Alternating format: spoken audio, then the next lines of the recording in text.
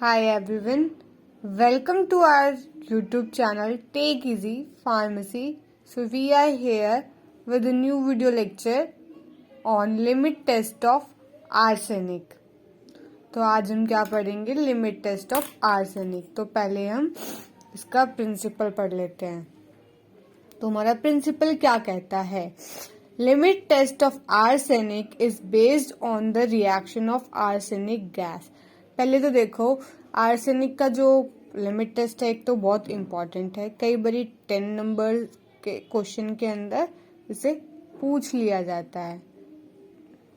बाकी सारे limit test आपके 5 मार्क्स क्वेश्चंस के अंदर आ सकते हैं. तो limit test of arsenic is based on the reaction of arsenic gas with hydrogen ion to form yellow stain. मतलब जो हमारा लिमिट टेस्ट होता है आर्सेनिक का, वो बेस्ड है रिएक्शन ऑफ आर्सेनिक गैस. किसकी? आर्सेनिक गैस किसके साथ? हाइड्रोजन आयन के साथ. फिर जो मिलके क्या बनाएंगे? जो येलो स्टेन बनाते. स्टेन मतलब होता है एक दाग सा जो लग जाता है, धब्बा, जिसको हम स्टेन कहते हैं. On mercury chloride paper. वो किसको स्टेन करेगा? Mercury chloride paper. ठीक है. In presence of reducing agent. किसकी प्रेजेंस में करेगा? Reducing agent. रिड्यूसिंग एजेंट का नाम है पोटेशियम आयोडाइड. ठीक है. It is also called as Gutzeit test and require special apparatus. इसको हम गजेट टेस्ट भी कहते हैं और इसके लिए हमें एक स्पेशल अपरेटस की जरूरत होती है. तो आगे का पॉइंट क्या है? Arsenic present as arsenic acid. जो आर्सेनिक प्रेजेंट होता है वो किस फॉर्म में प्रेजेंट होता है? आर्सेनिक एसिड की फॉर्म में प्रेजेंट होता है इन सैंपल. फिर उसको is reduce to arsenious acid. फिर उसको रिड्यूस करते हैं किसमें? आर्सेनियस एसिड में, by reducing agent like potassium iodide. Potassium iodide को हम as a reducing agent use करते हैं. तो यूज करने के बाद में हम आर्सेनिक एसिड से आर्सेनियस एसिड में उसको कन्वर्ट कर देते हैं. और रिड्यूसिंग एजेंट क्या क्या है हमारे? Potassium iodide, stannous acid, zinc, hydrochloric acid etcetera. ये क्या हमारे रिड्यूसिंग एजेंट है. इससे हम किसी भी आर्सेनिक एसिड को रिड्यूस कर सकते हैं. तो आगे हमारा है आर्सेनियस एसिड को हम फर्दर रिड्यूस करेंगे आर्सेन गैस में by hydrogen and reacts with mercury chloride paper to give a yellow stain. फिर उसके बाद में वो रिएक्ट करता है मर्क्यूरी क्लोराइड पेपर से जो कि हमें येलो स्टेन देता है. तो ये रिएक्शन है. सबसे पहले देखो हमारे पास क्या प्रेजेंट था? आर्सेनिक एसिड प्रेजेंट था. आर्सेनिक एसिड को हमने रिएक्ट कराया रिड्यूसिंग एजेंट की प्रेजेंस में, like potassium iodide, stannous acid, zinc, hydrochloric acid. तो क्या फॉर्म हुआ हमें? आर्सेनियस एसिड. फिर आर्सेनियस एसिड को फर्दर हमने रिएक्ट कराया, रिड्यूस किया.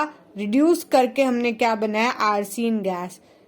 आर्सेन गैस जो अब हमें मिली है, ये आर्सेन गैस को फर्दर रिड्यूस करके हम हाइड्रोजन आयन के साथ रिएक्ट कराएंगे. फिर ये जाके क्या करेगी? मर्क्यूरी क्लोराइड पेपर को स्टेन करेगी. तो ये है हमारा होल प्रिंसिपल. कैसे एक्ट करता है ये आपको समझ में आ गया होगा. तो हमने लिखा है the depth of yellow stain. मतलब जो वो येलो स्टेन कितना डार्क होगा या लाइट होगा वो किस पे डिपेंड करेगा? Mercury chloride paper will depend upon the quantity and the quality of arsenic present in the sample. वो डिपेंड करेगा कि आर्सेनिक के एक तो पहले तो क्वांटिटी क्या है और क्वालिटी किस टाइप का उसकी क्वालिटी है, उस पे डिपेंड करता है कि वो डार्क होगा या लाइट होगा. इसके ऊपर डिपेंड करेगा. ठीक है. अब ये है हमारा गजेट टेस्ट और अपरेटस. पहले तो हम ये डायग्राम ड्रॉ करेंगे. तो यहाँ पे ये क्या है हमारा? HgCl2 पेपर, मतलब मर्क्यूरी क्लोराइड पेपर. फिर इसके बाद में ये है हमारा लेड एसीटेट वुल. फिर ये जो लगा हुआ है ये है हमारा रबर बंच. ये यहाँ पे आएगा बंच. मिस्टेक है, इसको सही कर लीजिए। फिर ये हमारा ग्लास ट्यूब, ये है हमारा होल। तो ये है हमारी कंस्ट्रक्शन, ये हमको लिखनी पड़ेगी और याद भी करनी पड़ेगी। ठीक है, तो मैं एक्सप्लेन कर देती हूँ। अ white mouth glass bottle which is capable of holding 120 ml of capacity. एक ये वाइट माउथ ग्लास बॉटल है जिसकी कैपेसिटी कितनी है 120 ml, is fitted with a rubber bunch. एक रबर बंच के थ्रू ये फिट है, विच इसके जो बीच में से क्या पास हो रही है, ग्लास ट्यूब पास हो रही है। The glass tube is made from ordinary glass, और जो ग्लास ट्यूब है वो एक ऑर्डिनरी ग्लास से मिलकर बनी है, जिसकी लेंथ होगी 200 mm एंड इंटरनल डायमीटर होगा उसका 6.5 mm, और ये जो होल है हमारा ये अबाउट 2 mm इन साइज होगा नियर द कॉन्स्ट्रक्टेड पाथ। ये जो हमारा कॉन्स्ट्रक्टेड पाथ है, when the bunch is inserted in the bottle and the constricted end of the tube is placed above the liquid. ठीक है, ये कॉन्स्ट्रक्टेड एंड के above the liquid ये present हो, ये लिक्विड है हमारा, ये अबव द लिक्विड है, मतलब लिक्विड से ऊपर। ठीक है, a piece of mercury chloride paper is placed on the top of the bunch. मतलब ये मर्क्यूरी क्लोराइड का पेपर ये क्या होगा, top of the bunch place होगा। ठीक है, they are secured with the help of placed over it and they are secured with the help of spring clips. तो ये किसकी हेल्प से यहाँ पे सिक्योर है, स्प्रिंग क्लिप्स की वजह से। Such a manner that the hole of two bunch from a true tube is interrupted by mercury chloride paper. ऐसे कि ये बंच को और ट्रू ट्यूब को कनेक्ट करे और interrupted by mercury chloride paper, इन सबको अटैच करे विद मर्क्यूरी क्लोराइड पेपर। तो ये हमारी कंस्ट्रक्शन हो गई, ये हमारा एपरेटस हो गया। ठीक है, फिर हम अब आगे चलते हैं। तो ये है हमारा प्रोसीजर कि अब हमें आगे फर्दर क्या करना है। तो हमारा स्टेप 1 क्या कहता है, the test solution is prepared as prescribed in the monograph and placed in white mouth glass water. Stannous chloride and zinc are added and the glass is positioned quickly.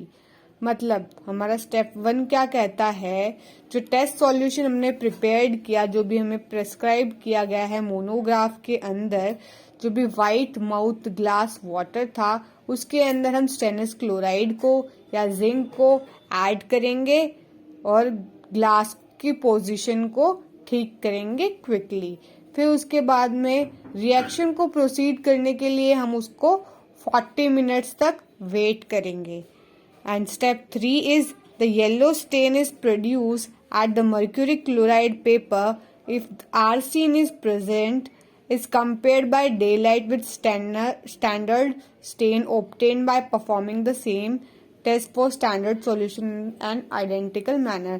फिर उसके बाद हम क्या करेंगे, येलो स्टेन प्रोड्यूस हो जाएगा mercury chloride paper पे। अगर उसके अंदर आर्सेन प्रेजेंट होगा तो येलो स्टेन प्रोड्यूस हो जाएगा, नहीं होगा तो नहीं होगा। ठीक है, फिर उस येलो स्टेन को हम डे लाइट के अंदर क्या करेंगे, स्टैंडर्ड स्टेन जो है होगा उसके साथ मैच करेंगे कि ये लाइट है कि ये डार्क है। अगर लाइट होगा तो लिमिट टेस्ट पास कर जाएगा, अगर डार्क होगा तो लिमिट टेस्ट फेल हो जाएगा। ठीक है, और यही सारे स्टेप हम स्टैंडर्ड सॉल्यूशन के लिए भी फॉलो करेंगे। तो हमने ये लास्ट में लाइन लिखी है, follow these step for standard solution in identical manner. तो हमारा स्टेप 4 क्या है, in comparison of the stains is made immediately after the completion of the test. क्या करेंगे, हम कंपेयर करेंगे दोनों स्टेन को इमीडिएटली हमारे टेस्ट के कंप्लीट होने के बाद में।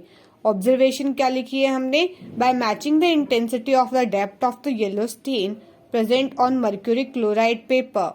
हम क्या करेंगे, दोनों की स्टेन्स जो होंगे उनकी इंटेंसिटी को, डेप्थ को मेजर करेंगे कि कौन सा डार्क है कौन सा लाइट है मर्क्यूरी क्लोराइड पेपर में।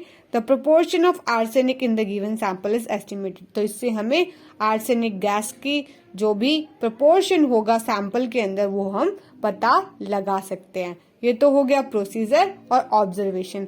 इसके बाद में हमें पढ़ना है प्रिकॉशन और रीजन। तो पढ़ लेते हैं। तो ये हैं हमारे प्रिकॉशंस। हमें क्या क्या प्रिकॉशंस लेने चाहिए इस टेस्ट को परफॉर्म करने से पहले या बाद में। HgCl2 paper should be protected from sunlight during the test to avoid light और नो स्टेन। हमें जो हमारा मर्क्यूरी क्लोराइड पेपर है उसको सनलाइट से बचा कर रखना चाहिए टू अवॉइड लाइट और नो स्टेन, क्योंकि ये हमारा जो स्टेन जो भी आया होगा टेस्ट परफॉर्म करने के बाद में उसको मतलब लाइटर कर सकता है, या फिर तो मतलब जो स्टेन आया वो बिल्कुल गायब ही हो सकता है। ठीक है, इसलिए सेकेंड पॉइंट है the standard and the test stain should be compared immediately as they fade out with time. जो हमारा स्टैंडर्ड और टेस्ट स्टेन आया है उसको हमें इमीडिएटली करना होगा कंपेयर, नहीं तो वो टाइम के साथ क्या हो जाते हैं, फेड अवे हो जाते हैं, मतलब खराब हो जाते हैं, मतलब लाइट हो जाते हैं। कहने का मतलब ये है the reaction may be accelerated in the presence of heat, so reaction should be carried out at 40 degree Celsius. ये जो रिएक्शन होती है वो एक्सेलरेट कर जाती है हीट की वजह से, तो ये रिएक्शंस हमें at 40 degree Celsius carried out करनी चाहिए। तो रीजन है हमने कुछ चीजें इसके अंदर क्यों यूज करी है इस टेस्ट को परफॉर्म करने के लिए। तो पहला पॉइंट है stannous chloride is use for complete evolution of arsine. हमने स्टेनस क्लोराइड को इसलिए यूज किया था कि ताकि जो आर्सेन गैस है वो कम्प्लीटली इवॉल्व हो जाए। इवॉल्व मतलब पूरी बाहर निकल जाए। फिर lead acetate is use to trap any hydrogen sulphide evolve from arsine. और लेड एसीटेट को इसलिए यूज किया था कि वो हाइड्रोजन सल्फाइड को इवॉल्व मतलब ट्रैप कर ले कि जो भी आर्सेन गैस से निकल रही है, ताकि जो हमारा स्टेन है वो अच्छे से आए, उसमें कोई डिस्टरबेंस ना हो। तो ये हमारा था limit test of arsenic. I hope you will understand it. So if you like the video lecture, subscribe to our YouTube channel and thanks for watching.